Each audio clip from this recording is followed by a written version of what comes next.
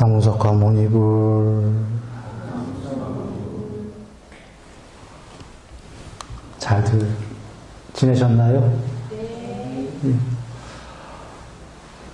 부처님 오시느라 힘들어서 오늘은 많이 안 오셨네. 좋습니다. 네, 가족 같은 분위기로.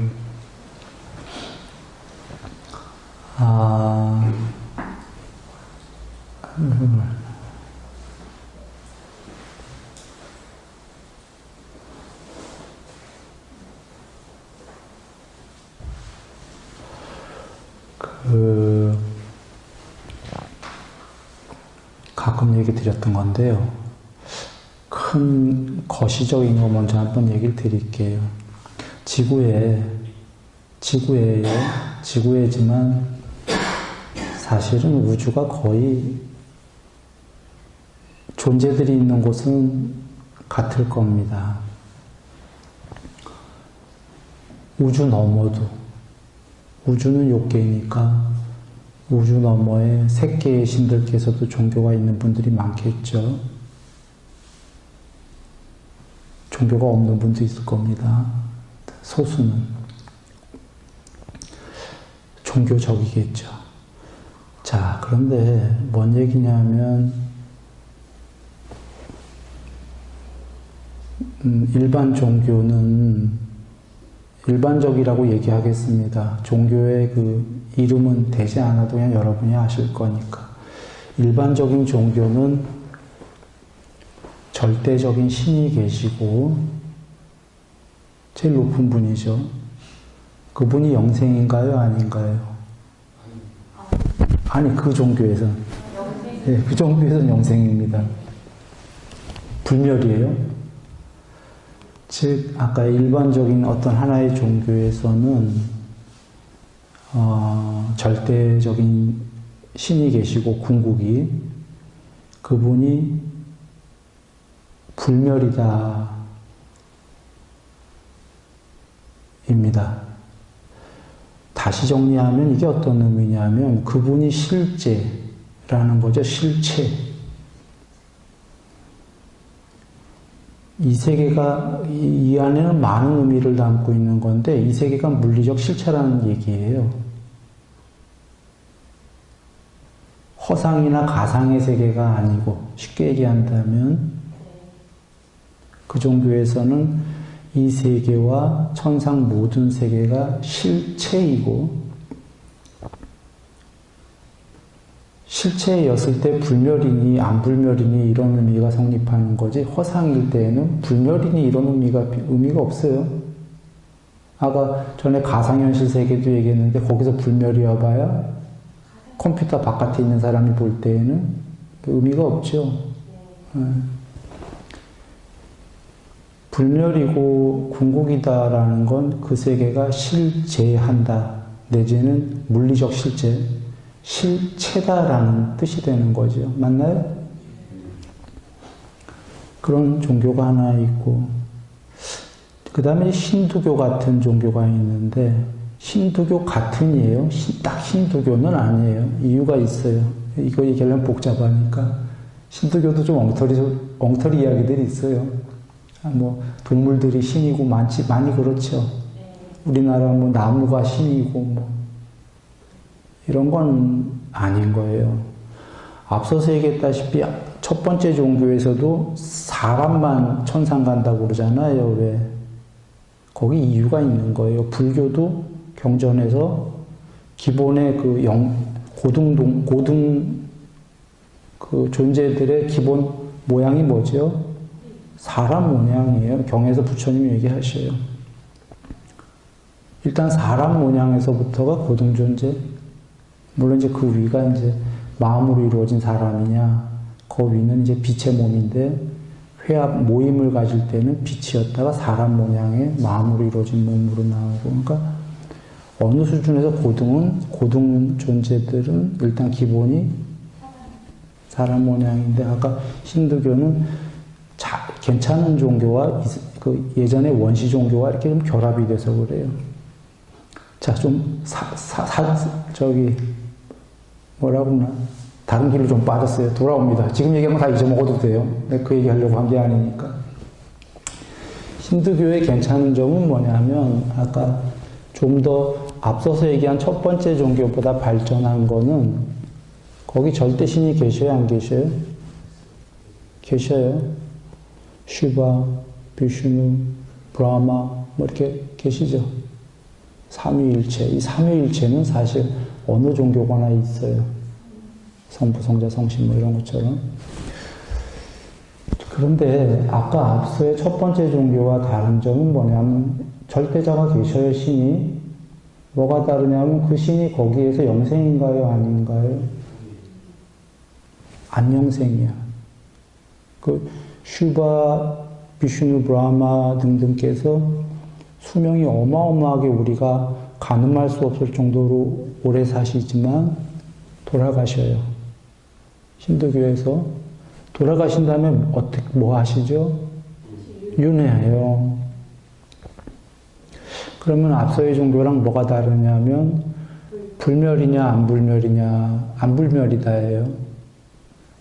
그리고 안 불멸이어서 그 윤회를 한다가 다르죠. 아까 앞서의 종교는 윤회가 있어요, 없어요? 없어요. 그냥 단판 승부예요. 여기서 죽으면 천상 가서 영생하거나 지옥 가서 영생하거나 단판 승부예요. 기회가 별로 없어요. 근데 앞서의 일본 종교도 사실은 한 번의 윤회는 있는 거죠, 그게. 사람이 죽은 다음에 천상 가든 지옥 가든 한 번은 윤회하는 거죠. 논리로 한 번의 윤회가 있다라는 건 계속 윤회가 더 있어야 되는 거죠. 아예 안 윤회거나 한 번이라도 했다면은 연속성이 있거나. 그런데 두 번째 힌두교 종교에서는 불멸이 아니다 이고 윤회도 있지만 또 하나가 뭐냐면 실제의 세계다예요, 아니다예요. 힌두교에서 마야라는 단어가 있습니다. 마야는 환상 뭐 이런 단어예요. 영어로 하면 혹시 일루미네이션이 그런 뜻인가요? 비슷한가요? 맞아요? 정확히 같은 뜻인지는 모르겠지만 비슷한 뜻인데 마야다. 그러니까 마야다라는 의미는 물리적 실제가 아니다예요. 힌두교는 거기까지는 갔어요. 문제는 비논리에 여기서부터 빠지는데 힌두교가 마야라면 환이라면 또 다른 그러니까 마야고 마야놀이라고 합니다. 그러면 아까 그 제일 높은 신들도 마야다라는 얘기예요. 똑같이 진짜로 마야의 세계고 그러면 이 세계와 그 신들이 전부 궁극이 아니다라고 해야 되잖아요. 논리적으로. 아까 불멸도 아니었기 때문에. 그런데 그 이상은 모른다. 마야지만 이게 전부다. 이렇게 끝나는 거예요.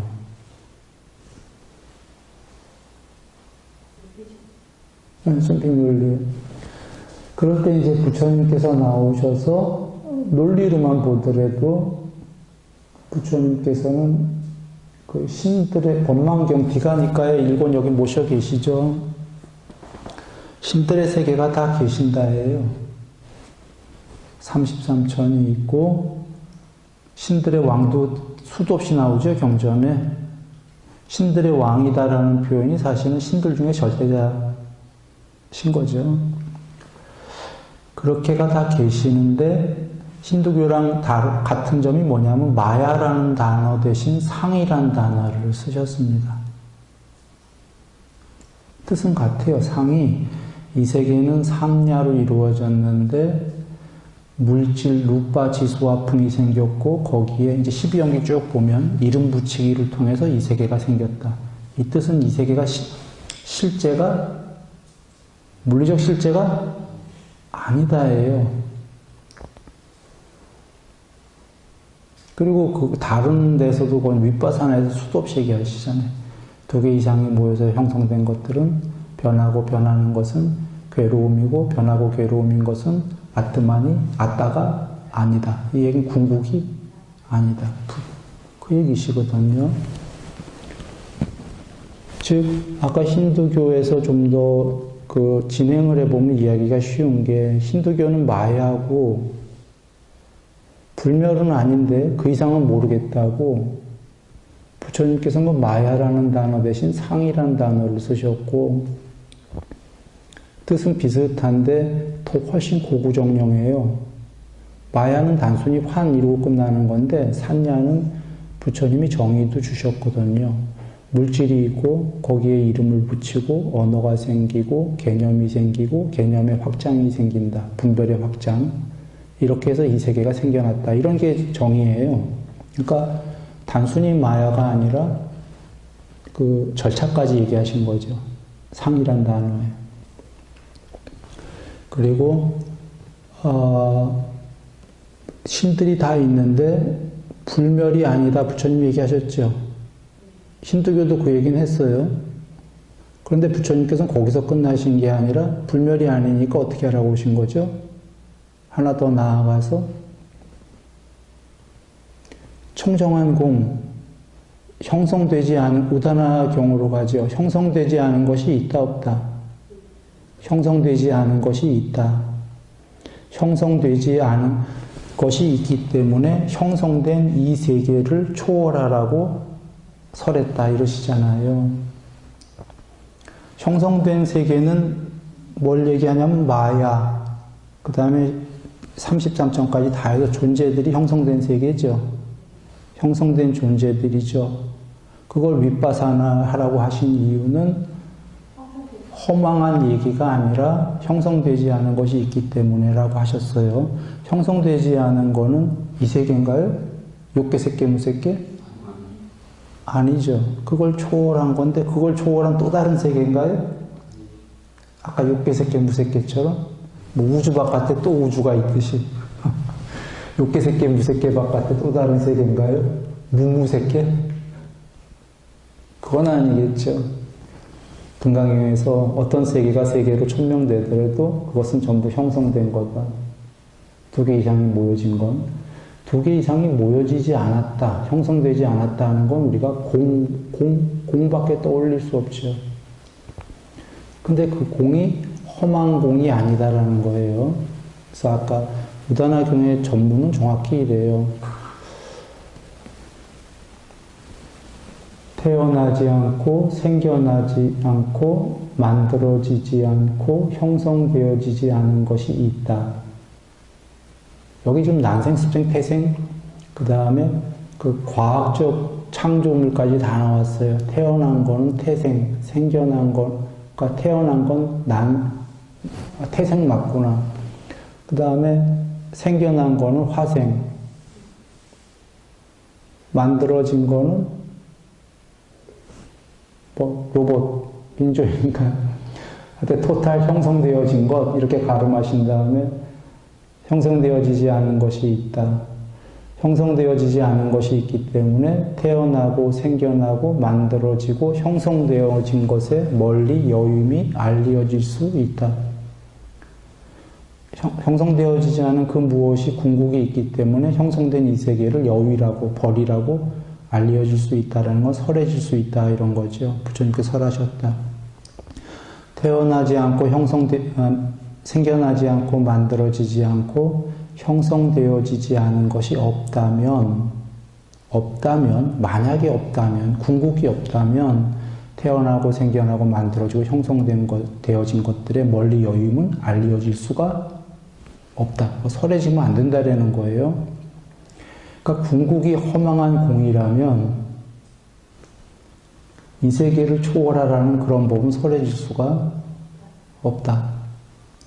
근데 궁극에 대한 질문에 답을 안 하시는 건 열애는 사후에 존재합니까? 안 존재합니까? 둘 다 맞습니까? 둘 다 아닙니까? 이런 질문에 대답 안 하는 이유는 이 4개 질문 자체가 그 4개의 요소로 이 세계가 형성된 거기 때문에 그 중에 대답해봐야 그건 천상으로 태어나십니까? 이런 의미밖에 안 되기 때문에 오히려 열애는 이 4개를 어떻게 하신 거죠? 초월한 분이 초월해야 이 세계를 벗어나는 열반인 거죠. 그러면 얘긴 다 드렸어요. 정리해 본다면 그 하나의 종교는 어떤 1번 종교 이해되시죠? 불멸이요. 궁극의 높은 분께서 그 실제이다. 그럴 때 이 세계는 물리적 실제가 되는 거예요. 1번은.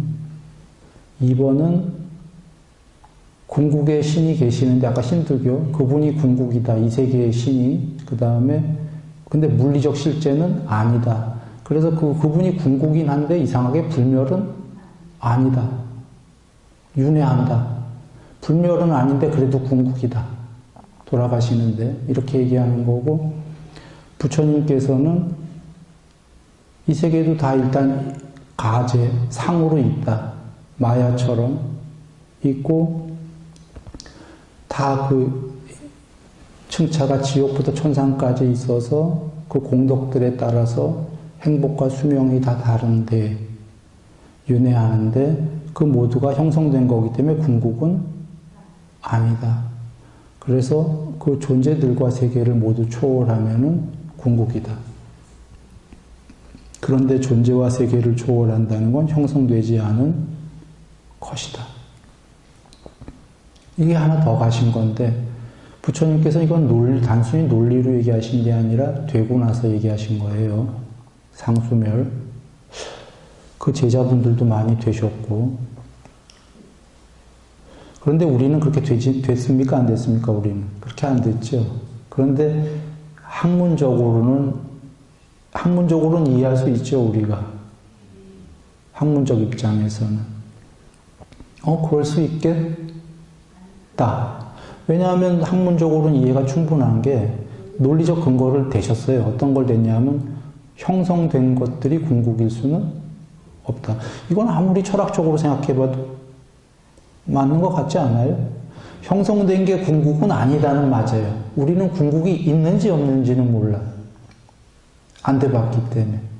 그러나 형성된 게 2개 이상이 모여진 게 2개 이상이라면 2개가 늘 한 쌍이 반대 개념이거든요. 반쪽짜리란 말이에요. 선악처럼.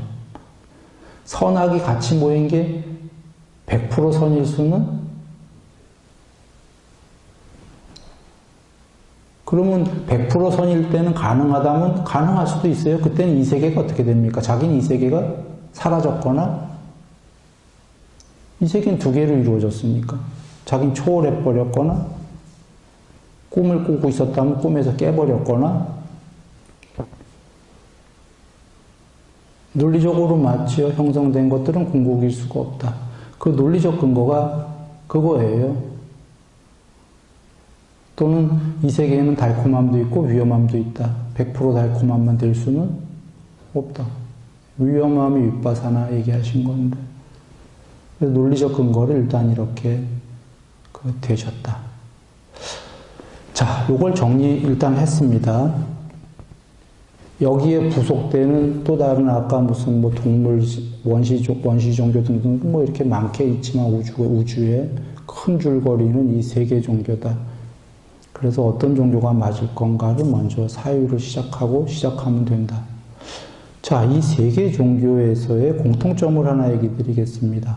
지금 얘기 안 드린 이 3개 종교 중에의 공통점이 뭐냐면 인과응보인데요. 준 것은 반드시 받는답니다. 그것은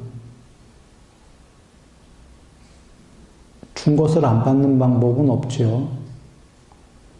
부처님께서는 특히 이 말씀을 철저하게 논리적으로 또 얘기하신 게 연기법인데요. 연기에는 많은 뜻이 있지만 그 중에 일단 인과응보에만 맞춰갖고 얘기를 드려보겠습니다. 연기가 무엇을 원인과 조건으로 그 다음에 무슨 결과가 생긴다. 맞습니까? 무엇을 원인과 조건으로라고 하셨습니다. 원인과 조건은 같은 뜻이기도 하지만 또 다른 뜻도 있는 게 원인은 애초에 원인을 얘기하는 거고 조건은 좀 더 발전돼 갖고 그런 원인들에서 여러 조건들이 발생하는 거를 그 한 번에 함축해서 얘기하신다. 예를 들면은 우리가 섬에 가서 두 사람만 있다고 칠게요. 딱 단둘이 있어. A와 B만 있어요. 섬에 무인도에 어떻게 착륙을 했어요. 뭐 흔히 영화 보면 배 타고 가다 침몰해갖고 두 명만 떠내려가서 A가 B의 비상식량을 훔쳤어. 예를 들어서요. 그러면 B도 A 거를 뭐 정황상은 훔치겠죠? 성자가 아닌 이상. 그런데 이런 경우는 보통 A가 원인을 제공하면 준 것대로 받는데 1대1로 보통은 받죠. 맞나요? 대충. 뭐 조금 더 뺏을 수도 있지, 상대가. 조금 덜 뺏을 수도 있고. 딱 맞진 않겠지만 대충 1대1로 벌어지는 거 맞지요. 그래서 이런 경우는 원인과 조건이 거의 대등해요. 1대1로 해서 결과도 1이 되는데 무인도가 아니고 이렇게 돌아오면 우리 일반 세상은 이게 그렇지가 않은 게 어떤 명이 5명의 가족이 있어요. 예를 들어 아버지가 있고 엄마가 있고 아들, 딸이 3명 있다고 치면 누군가 한 명이 가서 그 집안에 뭘 도둑질을 했어요. 예를 들면 그 아버지 거를. 근데 이 아버지만 그러면 이제 뺏겼어요. 이거 아버지만 피해보나요? 엄마도 굶어, 아들도 굶어, 딸도 굶어. 그러니까 전부 원한을 품었어, 5명이. 그러면 산술적 계산으로 몇 대 몇으로 받나요, 지금? 준 거는 반드시 받게 돼 있어요. 1대5 정도로 받을 텐데. 도둑질하는 사람들이 화가 나서 바깥에 나가서 또 화풀이했어. 가족들이. 이 도둑질이니까 조금 와닿지 않을지 몰라도 예를 안 들으려고 한 건데 한번 그거보다 더 나쁜 짓으로 한번 생각해 봐요. 뭐 계율에 있잖아요. 살생이라든지. 그냥 아버지가 잘못되면 그 가족 전부 다 어떻게 되겠어요. 길거리에 나앉잖아요. 벌어오던 분이 아버지밖에 만약에 없다고 그러면 가족 4명이 원한을 품으면 그런 상대한테만 원한 품는 게 아니라 세상 전체에도 또 화가 나서 나가서 그 악순환을 하게 되면 그런 잘못을 저지른 사람이 받아야 될 거는 어마어마해요. 사실 그 계율을 나무래 치지 말아나 보시해라가 마찬가지인 게 보시도 뭐 그냥 간단해요. 뭐 예를 들어서 마하트마 간디가 평생 만난 사람이 몇 명이나 되겠어요, 솔직히? 뭐 아무리 많이 만났어도. 그래서 아임사, 비폭력, 만난 사람한테 설한 그것만 갖고는 그 공덕만 받으면 될 때 실제로 그럴까요? 어마어마한 공덕을 받는 게 지금까지도 그 얘기들을 우리가 듣고 있고 배우고 있고 그러잖아요. 내가 일부러 일반인 예를 든 거예요. 그러니까 부처님 이 정법 펼치는 예전에 그 부처님 당시에 지금도 우리 지금 부처님 공부하고 있잖아요. 그러니까 한 명한테만 설해도 이거 지금도 사실은 유튜브에 우리 거 막 올라가대. 그러면 많은 분들이 볼 거잖아요. 그래서 이 세계에는 사실 얽히고 설켰기 때문에 나무래 쳐도 1대1로 끝나는 게 아니다. 그래서 사실은 큰 죄를 지면 그 정도 받고 말면 좋은데 지옥까지 값버리고 하니까 와 이렇게 불공평해 이러잖아요. 그렇지가 않은 거예요. 엄청 잘못을 저지르면 이게 자꾸 확장이 돼요. 증폭이 돼요. 좋은 일도 그렇고. 그래서 전에 보시의 그 공덕도 예를 들어서 얘기 드렸잖아요. 씨앗 하나 뿌리면 왜 어마어마하게 받냐면 그까지 씨앗 하나 뿌렸는데 1대1로 받으면 될 텐데 너무 엄청나다라고 한다면 씨앗 하나가 단순히 그 사과나무 한 그루 열리는 게 아니잖아요. 과수원이 돼버리잖아요.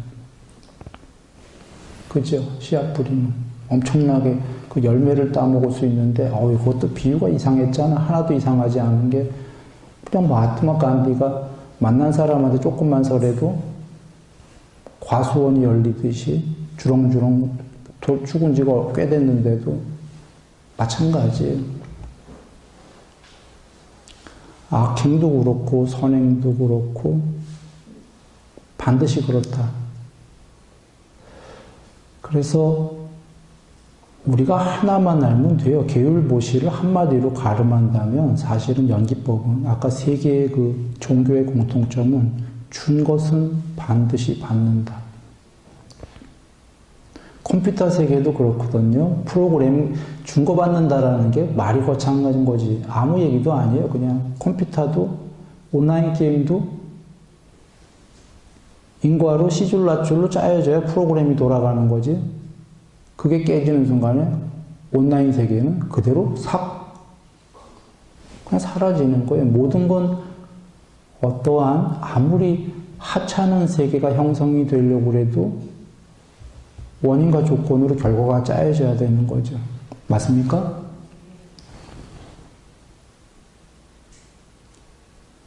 그래서 아까 세 가지 종교에서 얘기하는 공통점은 진실이다가 종교까지 갈 것도 없다라고 얘기했어요. 컴퓨터 세계가 됐든 뭐가 됐든 2 더하기 2는 4가 돼야지. 2 더하기 2가 3도 됐다가 5도 됐다가 하면은 수학 자체가 없어지죠. 풀 수가 없잖아. 2 더하기 2가 10도 됐다가 9도 됐다가 지 멋대로인데 이 세계가 없어지는 거예요. 그래서 임시하더라도 가상이더라도 가상 물리적 세계라도 거기에는 법칙이 있는 건데 준 대로 받는다죠. 나쁜 걸 주면 나쁜 거로 받고 좋은 걸 주면 좋은 거로 받는데 1대1로 받는 게 아니라 1대 어떨 땐 열이고 1대 100, 1대 1000, 1대 만, 1대 해만큼도 받는 거예요. 그래서 아까 그 세 가지 종교의 등차도 있고 차이점도 있었지만 공통점을 얘기 드린 게 이거 하나만 우리가 늘 명심하면은 받아들인다면 이 삶에서 일단 우리가 즐겁게 살 수 있지 않냐 이거예요. 부처님께서 계율을 잘 지키는 자는 방해하지 않기 때문에 오늘 예불문에 나왔어요. 이것의 뜻으로 얘기하면 가상현실이든 뭐든 전에 가상현실 세계도 얘기했어요. 그 안에 잘못해서 들어갔다 뭐 이런 얘기도 했는데 뭔 세계가 됐던 계율을 잘 지키는 자는 이게 뭐냐면 남을 해치지 않는 자는 그냥 남을 해치지 않으려고 노력하는 자는 열심히 거기서 살게 되고 수명, 용모, 명성, 명예, 행복, 재물, 영향력 다 커진다. 이거 우리는 일단 그 계정의 중에 계율인데요. 준 대로 반드시 받게 돼 있으니까 남을 안 해치면은 일단 나쁜 거 받을 거는 별로 있나요, 없나요? 별로 없어요. 그리고는 열심히 살아가니까 나쁜 거 받을 건 없고 열심히 살아가니까 좋은 거 받을 건 많이 있습니까? 좋은 거 받을 건 많이 있어요. 그래서 살아서 많은 재물 모으고 죽어서 천상세계에 태어나 있을 것이다죠. 뭐 굉장히 쉽지 않나요? 쉬워요. 쉬운데 이제 여기에서 자기의 뜻이 중요한 거죠. 뭔 얘기냐면 우리는 사실 다소간이지만 허물이 있나요? 없나요? 우리 모두가. 남에게 괴로움을 해치고 살았다 이거죠? 실제로. 부처님께서 우리는 얼룩덜룩하다 대체적으로 이렇게 얘기하시는 게 이게 왜 있을까요? 첫 번째로는 법을 못 만나서 법이 이해가 잘 안 되기 때문인 거예요. 안한존자님이 법은 이해하기까지가 시간이 오래 걸리지 이해하면 깨닫는 거는 오래 안 걸린다 이렇게 얘기하신 게 사실 이해다라는 게 어떤 의미일까요? 자의적으로 받아들였냐의 문제입니다. 그러니까 법을 앵무새처럼 읽어서 딸딸딸 외웠다의 문제가 아니라 딸딸 외우던 아니든 그게 중요한 게 아니에요. 법을 듣고 내가 정말 그러겠다라고 받아들이냐의 문제인가, 과가. 내가 안 받아들이면 아무리 좋은 법이 있어도 별 의미가, 내가 실천하겠다가 없으면 의미가 없는 거죠. 지금 안한존자님 얘기가 그겁니다. 법을 진짜로 이해했다면, 진짜로 이해다라는 건, 아우, 나 머리 좋은데 똑똑해 이해해서 이 의미가 아니라, 실천하는 자가 이해한 자예요. 그런가요? 실천을 조금이라도 안 하면 그냥 머리가 좋아서 듣긴 다 들었는데 머릿속에서 잘 굴러는 가는데 남의 얘기지 뭐. 그래서 이해한 자는 실천이 시작된 자다. 그래서 이해가 어렵지 깨닫기는 그렇게 어렵지 않다가 실천하고 있기 때문에 뭐 실천한다면 언젠가는 깨달을 것인데 실천하는 동안 곤란함은 있을 것이다. 부처님께서 그러셨어요. 왜 그러냐면 안 좋은 습관을 바꾸려고 하는데 습관을 바꾸는 건 여태껏 내가 살던 패턴을 바꾸는 건데 쉽기야? 하겠습니까? 그리고 그러니까 곤란함이 있죠. 사실 우리가 이 세계에서 사는데도 작은 거로 성공의 습관 이런 책들 많이 나오죠. 그건 근데 일부만 얘기하는 거죠. 어떤 재물이나 뭐 등, 모르겠어요. 명예도 거기 나올지 모르겠는데 성공하는 습관, 뭐 이 세계를 잘 살아가는 법. 혹시 그거보다 더 큰 건데 행복한 습관 이런 책도 나온 적 있나요? 성공하기 위한 습관이 아니라 행복하기 위한 습관. 이건 좀 더 내용이 커지는 겁니다. 그 내용이 커지지만 여전히 행복한 습관은 이 세계를 초월하는 건 아니고 이 세계에서 사는 동안인데 부처님께서는 이 행복한 습관을 어떻게 얘기하신 걸까요? 너무 쉬웠던 거야. 그냥 아까 남 해치지 말고 남 도와라. 이게 행복의 습관이에요. 남을 해치는 거 조금 줄이고 남을 좀씩 돕기 시작하고 그것은 이 세계 요번 삶만 행복한 습관이 아니라 죽은 다음에도 천상 가는 행복한 습관을 주신 거죠. 너무 지당한 거였던 거예요. 그래서 우리 어떤 분들은 성공하고 싶어서 성공학 책들 많이 보시잖아요. 그거 쫓아가려고 하잖아요. 좋은 건데 행복한 습관은 더 큰 방대한 얘기인 거죠. 그리고 성공의 습관보다 어렵지도 않았던 거예요, 사실은. 이 내용은 너무 간단했던 거예요. 준 거는 반드시 받으니까. 그것도 1대1이 아니라 어마어마하게 데미지가 크게 받으니까 준 거를 반드시 받는다는 걸 알면은 남을 해치지 말고 남을 좀 돕고. 그러면 그게 무슨 얘기냐? 습관을 바꿔라죠. 여적 습관을. 이거를 받아들이고 조금씩 실천해 가겠다라고 한다면 바뀌기 시작하는 거죠.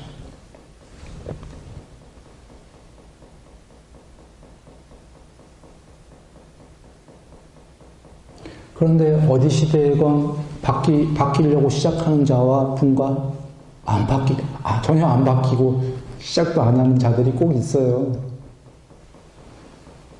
사실 부처님 당시에도 안 바뀌고 안 받아들이는 제자가 있었죠. 거룩한 부처님 밑에 제자인데도. 그러니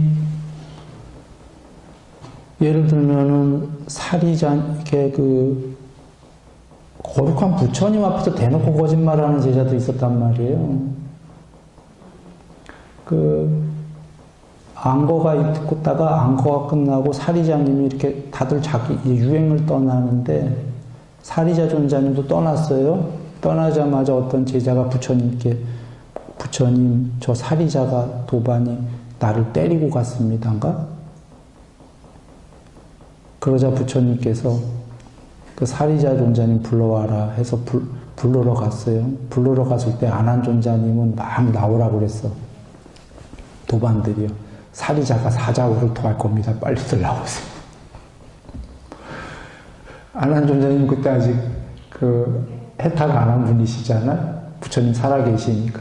아난존자님 부처님 돌아가시고 해탈한 거 아시죠? 그러니까 아마 아직은 재미있나 보지? 그런 게. 막 나오라고 그래. 두들기면서. 근데 거기 벌써 내용에 사리자가 사자우를 토할 겁니다. 나오세요는 어떤 의미예요? 저 지금 때렸어요 하는 저 친구 거짓말하고 있다는 거 알고 있는 거죠. 지금 사자우 토할 거라는 게 속마음으로 쟤 혼났어 이제. 응? 근데 그런 걸 보면은 정황상 경에는 안 나오지만 평소에 지금 아난존자님 때리고 아니고 이건 못 봤을 거 아니에요. 못 봤는데도 지금 저를 때리고 갔습니다. 이걸 거짓말이다라고 여기고 사리자한테 이제 혼났어라는 건 평소에 이 거짓말하는 스님이 품행이 어떻다는 거였을까요? 다들 알고 있었다는 것 같아요. 정황상. 최소한 아난존자님은 알았을 거 아니에요? 평소에도 그랬던 스님이라는 거죠. 그러니 부처님인들 모르실까요? 전지전능한 분이? 그런데 이 지금 부처님 앞에서 결과는 다 아시죠? 사리자 존자님이 돌아와서 사자우를 토하고 지금 그 거짓말한 사람이 부처님께 참회를 해요. 그래서 부처님께서 참회를 받아들이고 사리자여 그 용서해라 하니까 사리자님이 보통은 부처님이 그러시면 어떻게 할 뿐입니까? 용서할 텐데 저에게 참회하면 그렇게 하겠습니다 그러잖아요. 이게 어떤 의미예요?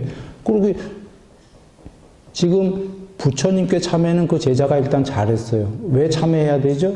거짓말했잖아요 부처님께.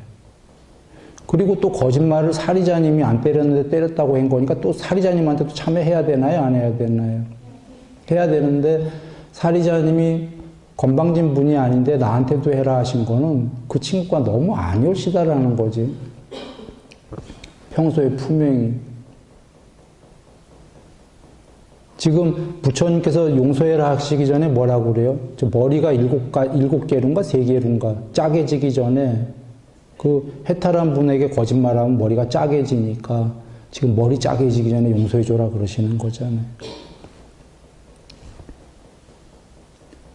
그 쓸모없는 인간이라고 그러시잖아요. 근데 하려는 얘기는 이겁니다. 그는 부처님 법을 뭐 하루를 들었을지 이틀을 들었을지 내가 모르겠어요. 그 스님이. 그러나 정황상 아난존자님이 나오세요 나오세요 사리자 도반에 사자우를 토할 겁니다. 평소에 알고 있었다는 것 같아요. 이 사람 거짓말하는 거를. 그러면 꽤 들어온 지 바로 어저께 들어온 건 아닐 거 아니에요. 스님이. 그럼 부처님 말씀을 법문을 들었을 거란 말이에요. 들었는데 왜 이런 일이 벌어질까요? 시작하려는 마음이 있었나요? 없었나요? 없었어요. 그래도 멸려차보다는 낫어요. 멸려차는 뭐죠? 부처님을 못 만난 사람들, 만났는데 못 알아본 분들, 법문까지 듣고도 빠이빠이 한 사람들. 이런 거잖아. 그래도 남아있었네. 남아있었으니 멸려차보다는 괜찮았던 거지요. 그런데도 그 안에도 남아있으면서 듣고도 실천을 안 하는 자들이 꽤, 이건 실천 정도가 아니라 실천을 사실 한두 개, 3개 하더라도 천천히 시간이 걸리기 때문에 시작만 하면 돼요. 7개를 못해도 괜찮아. 그렇죠? 천천히 해도 돼. 시작 자체를 안 했다는 의미가 돼요. 그래서 듣고 시작을 안 하는 거는 결국은 방법이 없는 거예요. 부처님께서도. 방법이 있나요? 그래서 우리 그런 얘기 많이 하잖아요.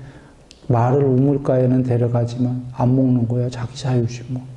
그거 뭐 목마른 자가 우물을 파기 마련이지 우물까지 파줬는데 안 마신다면 어떻게 하겠어요? 그래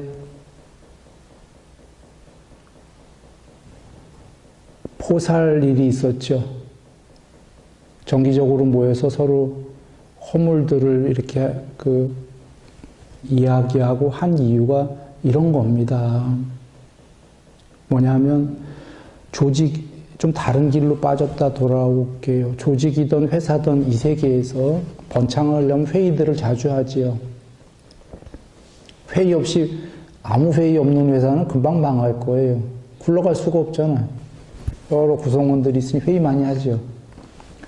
그 회의하는 이유는 발전을 위해서 하겠죠. 승가에서도 회의를 예를 든다면 하는데 승가가 설마 저기 경영집단처럼 불사 많이 받고 돈 많이 벌고 그 당시에 부처님 거룩하신 부처님 때 이런 회의 했겠습니까? 이런 회의 할 수는 없는 거죠. 그래서 그런 회의는 없었어요. 아예 없는 거지. 그런데 아예 회의가 없으면 승가도 마찬가지로 조직이니까 어떻게 될까요? 퇴보하겠죠. 그러면 그렇게 거룩한 고귀한 집단의 회의라는 건 뭐가 될까요? 뭐 우리 돈 많이 벌고 어떻게 조직에 너는 이런 게 아니고 최소한이었던 거예요. 계율. 최소한이 시작했냐 안 했냐를 시작들 하게 하려고 출발. 그리고 시작 안 한 자들도 많았기 때문에 그런 자들은 내버려 두면 계속 시작 영원히 안 할 거잖아요. 그러니까 그때만 얘기를 해준 거예요. 시작할 수 있게끔. 정말 최소한의 회의인 거죠. 어찌 보면. 그런데 또 놀라운 게 부처님께 설법에서 평소에 보살일 말고 남의 허물을 탓하라고 그러셨나요? 하지 마라고 그러셨나요? 그렇게 얘기하셨어요. 그리고 나아가 그대가 지킬 일이지 남을 해치지 않는 건 남이 안 지키는 걸 탓하지 마라. 왜 그러셨나요? 이게 예수님 잠깐 얘기를 합니다. 그 창녀인가가 앞에 있었고 그 바리새 그 당시에 바리새인들 그 종교인들이에요. 브라만 계급이에요. 그 이스라엘에서 창녀는 율법에 의해서 돌로 쳐 죽여야 되기 때문에 예수님 보고 어떻게 할까요? 돌로 쳐 죽일까요? 라고 질문을 던졌죠. 이유는 예수님을 곤란하게 하려고 했던 겁니다. 예수님이 돌로 쳐서 죽여라 하면은 율법은 지킨 건데 살생을 한 거니까 하지 마라 하면 율법을 어긴 거니까. 그러자 예수님이 한 이야기가 그거죠. 너희들 중 죄짓지 아니한 자 저 여인을 돌로 쳐라. 그러자 바리새인들이 돌아갑니다. 그래도 바리새인들이 종교인들이었기 때문에 지혜로 양심이 있었던 자들이에요. 속으로 생각해보니까 우리도 죄가 있거든. 돌아갑니다. 죄 있는 자가 죄 있는 자를 단죄할 수 있습니까? 못하는 거죠. 그래서 너희들이 지켜야 될 문제지 부처님께서 남의 계율을 탓하지 마라. 그러나 포살일에서는 탓합니다. 그러면 누군가는 와 모순이야 부처님은 이거 안 모순이에요. 이해되시죠? 승가에서 포살일은 그렇게 해야 되고 최소한의 회의인 거예요. 그러나 평소에는 탓하지 마라가 자 하나는 죄진 자가 죄진 자를 탓할 수도 없지만 죄 안 진 분은 허물이 없는 분은 그러면 죄진 자를 탓할까요? 해탈하신 분은 탓하지 않을 거예요. 그럴 수밖에 없다는 걸 알고 해탈한 분도 과거에 어저께가 됐던 그저께가 됐던 1년 전이 됐던 그분도 그와 같았잖아요. 그걸 고쳐온 거잖아요. 그죠? 뭐 처음부터 세상 시작부터 죄가 없는 분이 있었다면 그분은 그때 해탈하고 끝났지. 모두가 그와 같았는데 어떻게 씻어왔나요? 남이 씻어줬나? 스스로가요. 그 스스로만 할 수 있을 뿐이다라니까 탓하지를 않을 거고요. 그 다음에 해탈하지 않았을 때 죄지지 않는 자가 죄진 자가 죄진 자 탓하지 말아가